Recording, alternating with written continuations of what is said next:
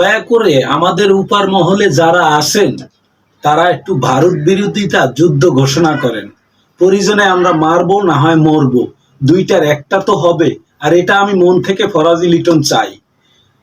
আপনারা দেখেছেন আমরা সামনে থেকে যতগুলা লোক এই স্বৈরাচার খেদাইতে যুদ্ধ করছি, আল্লাহর রহমতে আমাদের সবার সাথে যোগাযোগ আছে।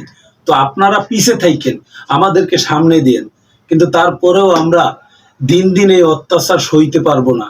আমাদের মা বোনদের এরকম পানিতে ডুবে যাওয়া চোখ মেলে দেখতে পারবো না।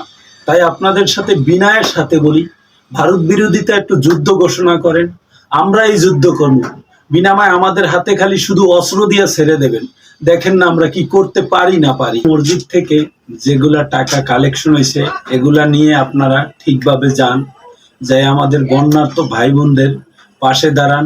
বাংলাদেশে বেশ কয়েকটা জেলা বন্যার পানিতে অলরেডি ডুবে গেছে। আমাদের যতগুলা বড় বড় ইউটিউবার আছে আমি তাদের উদ্দেশ্যে বলতে চাই, হয়তো অনেকে আমি জানি এই কুত্তালিকের চাপের কারণে ছাত্রদের পাশে মন চাইলেও দাঁড়াইতে পারেন নাই, নিজ থেকেও দাঁড়াইতে পারেন নাই, অনেক চেষ্টাই করছেন কিন্তু দাঁড়াইতে পারেন নাই। কিন্তু ভাই, এগুলার হিসাব এখন করার সময় না, এখন আমাদের দুর্ভোগ মোকাবেলা করার সময়। এই জেলাগুলার পাশে গিয়ে আমাদের ভাই বোনদের পাশে দাঁড়ান, আমি আপনাদের সাথে সবসময় আছি।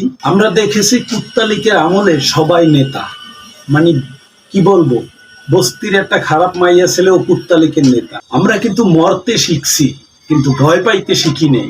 যদি ভয় পাইতে শিখতাম তাহলে শুধু ইট দিয়া আর গলার কণ্ঠ দিয়া এই স্বৈরাচার প্রতিরোধ করতে পারতাম না। তখনই এইরকম কিছু ভিডিও আমার চোখের সামনে আসে, তখনই শরীরটার মধ্যে কি কমু আমার শিরায় শিরায় টান দেয়, মনটায় চায় যে এখনই বাংলাদেশ থেকে ঘোষণা আসুক, এখনই যুদ্ধে ঝাঁপিয়ে পড়ি।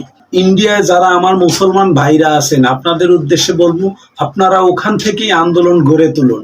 আপনাদেরকে যদি কিছু করে আমরা বাংলাদেশে পাশাপাশি আছি, দূর বটারে আমাদের যাইতে সময় লাগবে না আল্লাহর রহমতে। যে